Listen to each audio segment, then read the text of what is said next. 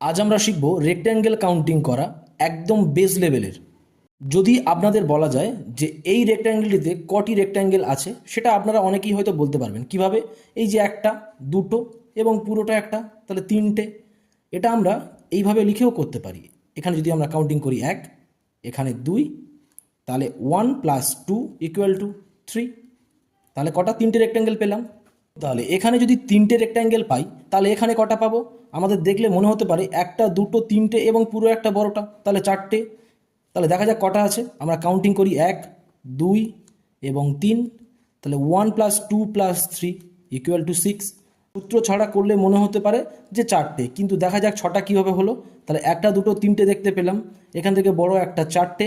দেখুন এই দুটো মিলিয়ে আবার একটা হচ্ছে না, তাহলে পাঁচটা। আবার এই দুটো মিলিয়ে আবার একটা, তাহলে ছটা। তাহলে এটা আপনাদের জন্য হোমওয়ার্ক রইল।